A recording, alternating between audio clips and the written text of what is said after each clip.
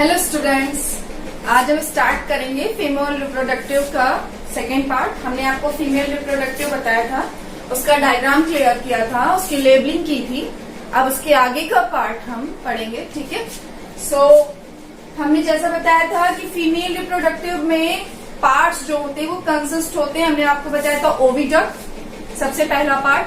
Second part बताया था आपको यूट्रस, उसके बाद थर्ड बताया था आपको सर्विक्स, और उसके बाद बताया था वेजाइना, उसके बाद बताया था वल्वा, ठीक है। अगर हम पहली बात करें, सबसे फर्स्ट पार्ट जो ओविडक्ट का था वो था फीमेल रिप्रोडक्टिव ऑर्गन का ओविडक्ट।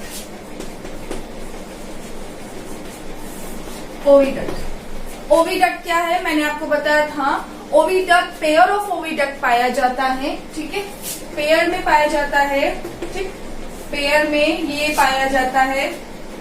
अगर हम एक ओविडक्ट बना ले बस, ठीक है, एक तरफ की हमने ओविडक्ट बनाई तो ये पेयर में पाई जाती है।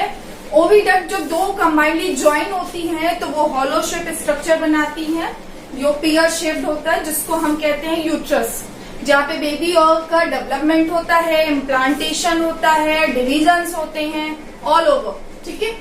अब आज बात करें ये ओविडक्ट की, तो ये जो ओविडक्ट होती है, ये ओविडक्ट आपकी सबसे पहला फंक्शन क्या होता है। ओविडक्ट आपकी 3 पार्ट में डिवाइड होती है। अगर हम इसको फिर से बनाए थोड़ा सा यहां से, ठीक है। ये ओविडक्ट, यहाँ पे मैंने बताया था कि फिम्ब्री लैक्स प्रोजेक्शंस होते हैं, तो ये ओविडक्ट होती है 3 पार्ट में डिवाइड होती है।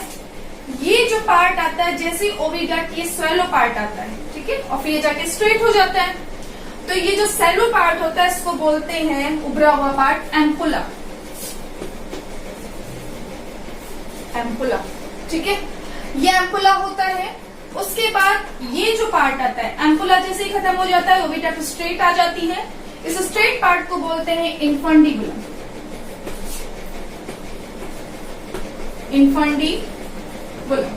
और ये जो पार्ट आया ऊपर, इसको हम बोलते हैं एम्पुला से ऊपर जब ये ज्वाइन होता है हमारा इस यूट्रस से और फिर ये स्ट्रेट आती है, इसको बोलते हैं स्टमस, ठीक है। तो ये 3 पार्ट मिलके फैलोपियन ट्यूब बनती है। फर्स्ट वन इन्फंडिबुलम, फिम्ब्री के जस्ट अबव पार्ट। इन्फंडिबुलम जो फॉलो करता है that is called ampulla. Ampulla आगे फॉलो करता है स्थमस, और स्थमस के आगे आ जाता है हॉलो शेप यूट्रस, ठीक है। ये हो गया आपका ओविडक्ट। इतना पढ़ लीजिए, क्लास 10 से 80 में इतना बहुत है, ठीक है। उसके बाद क्या होता है, इस ओविडक्ट के अंदर क्या होता है, हमने बताया था कि यहां से आपकी जो होती है ये ओवरी होती है। ओवरी से क्या रिलीज होता है, एग। मान लीजिए ये एग रिलीज हुआ, ठीक। ओवरी से ये एग रिलीज हो गया, ये एग रिलीज हो गया, ये ओवरी से एग रिलीज हुआ। इसको कौन लेगा, फिम्ब्री, ठीक। ये फिम्ब्री से एग क्या आया, अंदर आया, ये हो गया एग। फिर यहाँ पे एग के पास कौन मिलते हैं, ये मिलते हैं एग के पास आपके स्पर्म्स, ठीक।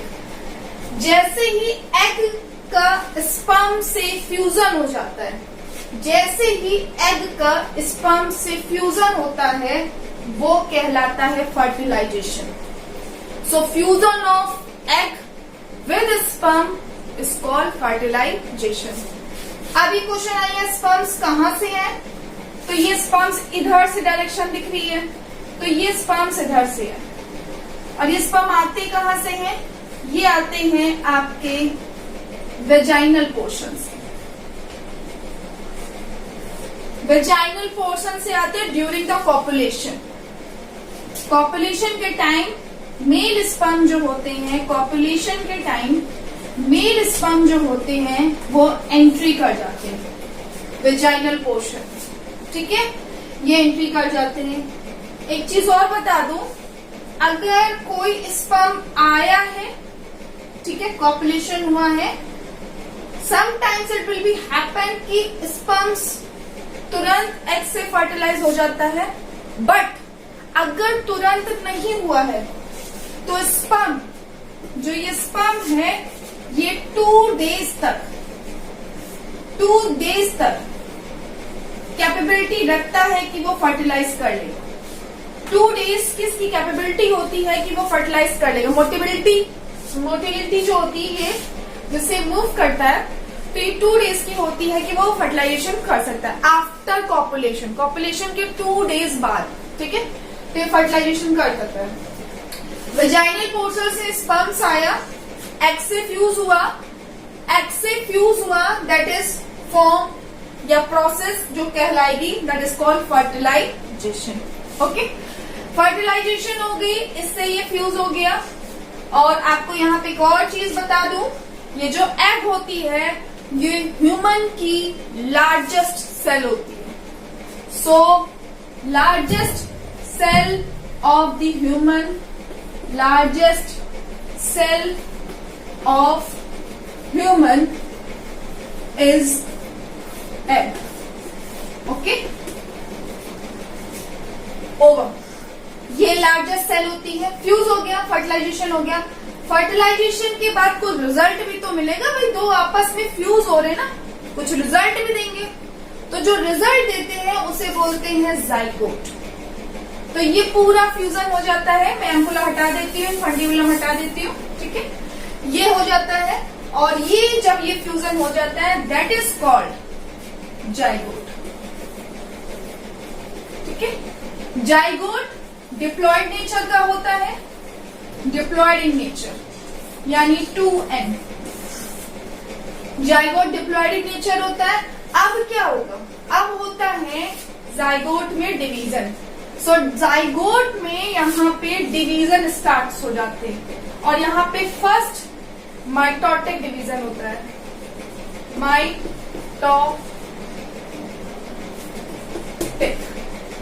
फर्स्ट माइटोटिक डिवीजन होता है। ओके, जैसे ही जाइगोट बनता है उसके बाद ही फर्स्ट माइटोटिक डिवीजन होता है। फर्स्ट माइटोटिक डिवीजन के बाद फिर 2 सेल, 4, 2 से 4, 4 से 8, 8 से 16, 16 से 32, 32 से 64, 128, ठीक है। तो ऐसे करके पूरा बनता चला जाता है, डिवीजन होता है। जैसे जैसे सेल्स में डिवीजन होगा बेबी का डेवलपमेंट होगा। एम्ब्रियो आके जैसे जैसे यहाँ डिवाइड होगा, ये एम्ब्रियो आके यहाँ पे ये इम्प्लांट हो जाता है। यूट्रस की लाइनिंग पे ये एम्ब्रियो जो होता है वो आपका इम्प्लांट हो जाता है यूट्रस की लाइनिंग पे। और इम्प्लांट होने के बाद यहाँ बेबी की ग्रोथ होती है, ठीक है। और फिर आफ्टर 9 मंथ्स फुली डेवलप होने के बाद इसकी वेजाइनल पोर्शन से बर्थ चाइल्ड टेक्स प्लेस, ठीक है। सो बर्थ हो जाती है बेबी की। ये एक फैलोपियन ट्यूब का फंक्शन है मेनली। ये एक फैलोपियन ट्यूब का मेनली फंक्शन है। अगर हम ये क्वेश्चन पूछा जाता है कि आपके एनसीईआरटी में 2 तरीके के क्वेश्चन दिए हैं, 2 तरीके क्वेश्चन ये दिए हैं कि आपके पूछा गया है अगर एग फर्टिलाइज नहीं होता है तो क्या होता है, और अगर फर्टिलाइज होता है तो क्या होता है। तो मैं लिख देती हूँ यहाँ पे, आपको एक पिक्टोरियल बना देती हूँ। फर्टिलाइजेशन हुआ, ठीक, 2 तरीके से हुआ। अगर फर्टिलाइज्ड एग है, फर्टिलाइज्ड हो गया है, फर्टिलाइज्ड एग हो गया है, ठीक है, तो वो क्या होगा, अब फर्टिलाइज एग के बाद रिजल्ट में बनेगा जाइगोट। जाइगोट के बाद इम्प्लांटेशन होगा, और इम्प्लांटेशन के बाद डेवलपमेंट होगा, एम्ब्रियो डेवलपमेंट, ठीक है। और उसके बाद होगा बर्थ, बेबी की बर्थ हो जाएगी।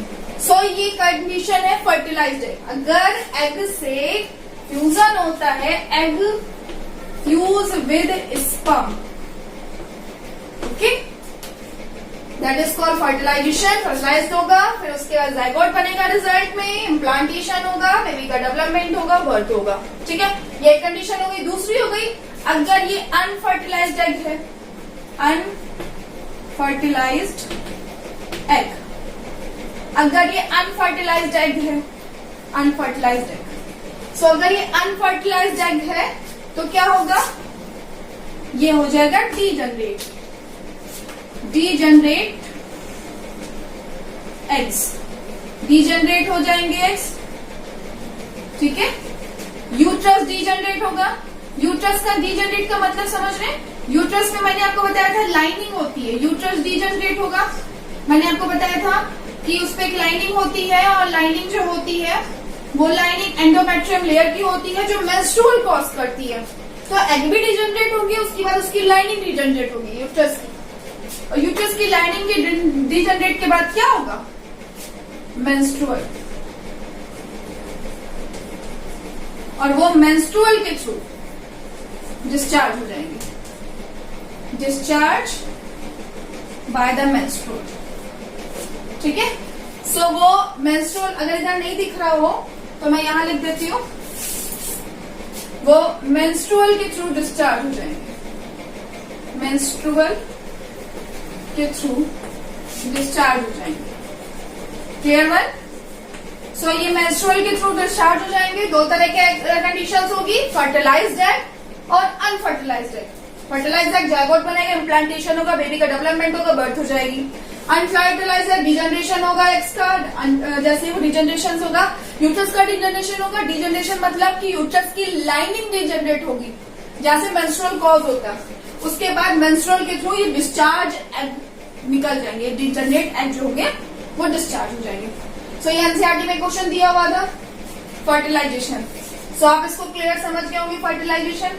अब जो आपसे प्रोसेस पूछी गई है कि फर्टिलाइजेशन जो हो गया, ये हो गया, बेबी का बनना हो गया, चाइल्ड टेक्स प्लेस। एक क्वेश्चन आपके में और है, एनसीईआरटी में भी इससे पूछा गया है, how does the birth child takes place. Birth जो होती है चाइल्ड की कैसे होती है, ठीक है। सो बर्थ जो होगी चाइल्ड की टेक्स प्लेस, अगर हम बर्थ की बात करें तो ये बर्थ, ये जो यूट्रस की लाइन होती है, ये यूट्रस की लाइन जो नहीं होती है, ये मस्कुलर होती है, मस्कुलर, ठीक है। और मैंने आपको बताया था ये इलास्टिक बैग होता है, इलास्टिक बैग। सो यानी कि कॉन्ट्रैक्ट करता है, रिलैक्स करता है। तो ये जब डिलीवरी होने वाली होती है तो इनके यूट्रस के मसल्स में होते हैं कॉन्ट्रैक्शन, कॉन्ट्रैक्शन एंड रिलैक्सेशन, ठीक है। जब ये कॉन्ट्रैक्शन रिलैक्सेशन होते हैं तो एक हार्मोन की वजह से होते हैं, जिसका 10th में तो नहीं जिक्र है, आगे की क्लासेस में है, जिसका नाम है ऑक्सीटोसिन, ठीक है।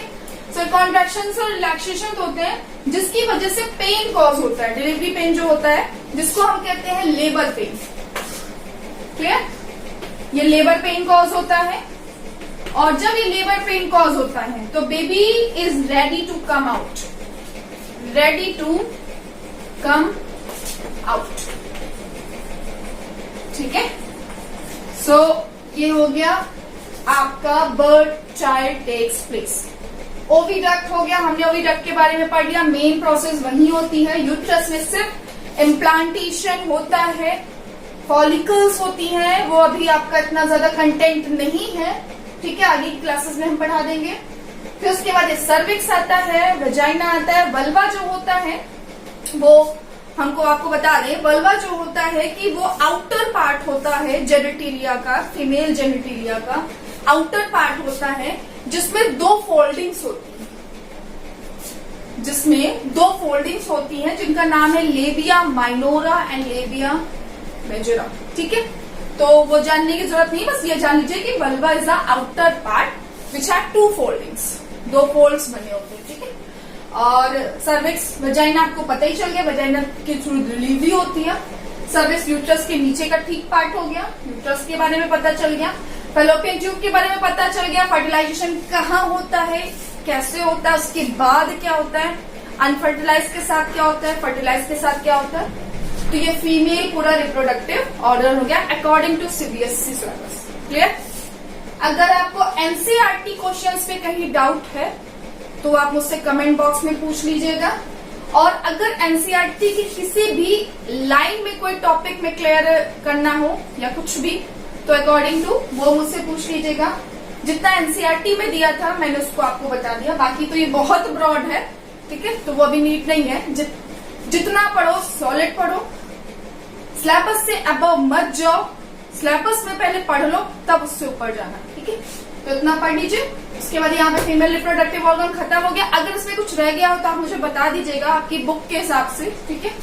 और अगर अब हम नेक्स्ट पढ़ाएंगे मेल रिप्रोडक्टिव ऑर्गन, तो नेक्स्ट वीडियो हमारा मेल रिप्रोडक्टिव ऑर्गन पे होगा। फीमेल यहाँ पे एज इट इज फिनिश होगा, ठीक है। Okay, thank you. पढ़ते रहिए और पढ़ाते रहिए। ओके।